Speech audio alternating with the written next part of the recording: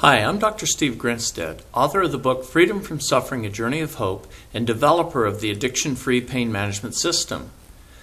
I just had a meeting with someone today who is living with chronic pain and has relapsed after 15 years in recovery from an addictive disorder. And the reason he relapsed was because of his chronic pain flare-ups and not managing them in a healthy way.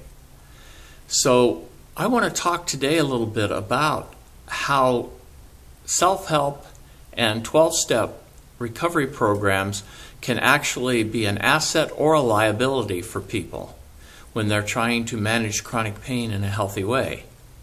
Unfortunately, many of my patients over the years who did get into 12-step recovery or who had been in 12-step recovery get a lot of well-meaning, well-intentioned messages from their fellow participants telling them that they're really not sober because they're still taking medication. In many cases, the medication that people are taking are not even psychoactive medications. Sometimes it's an anticonvulsant medication, an antidepressant medication. Sometimes it's a non-steroidal anti-inflammatory medication. There's two major traps for people in recovery from an addictive disorder living with chronic pain. One is the message that, of course, I need medicine, I need pills, and they take the wrong thing or too much of the right thing. But the other thing that takes just as many, if not more people out, is the attitude some people get into is, now that I'm in recovery, I can't take nothing no matter what. And a lot of people get these messages from sponsors and other well-meaning friends in the program. Unfortunately, this is counter to the philosophy of these programs. Both Alcoholics Anonymous and Narcotics Anonymous have conference-approved literature written by recovering physicians that state some of our members need to be on appropriate medication prescribed by appropriate prescribers.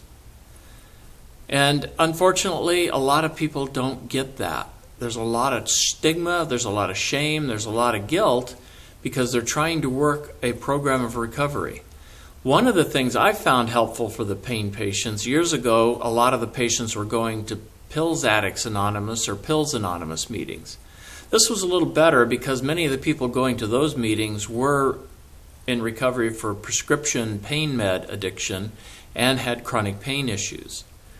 However, since 2007 especially, I've been referring people to Chronic Pain Anonymous. Unfortunately, many areas don't have live Chronic Pain Anonymous groups.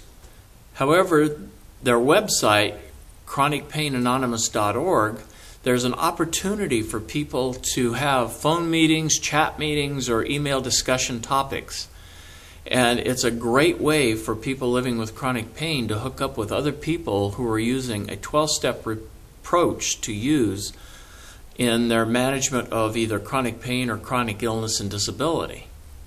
I highly recommend this program. I also want to help people learn to use the social support component. Many people living with chronic pain become seriously isolated. And isolation is not an asset for people living with chronic pain. It's a liability. So that's another thing that can be gained by going to these self-help meetings. However, I would encourage any professionals watching this, please educate the patients. For anybody living with chronic pain watching this, please, if you're watching this on YouTube, go to the link below and check out my professional blog on this topic. And don't get into the habit of taking advice from well-meaning people. Instead, listen to your treatment professionals and listen to people who have a better understanding of pain management and addiction. And remember that freedom from suffering is your right, but it's also your responsibility. Thank you.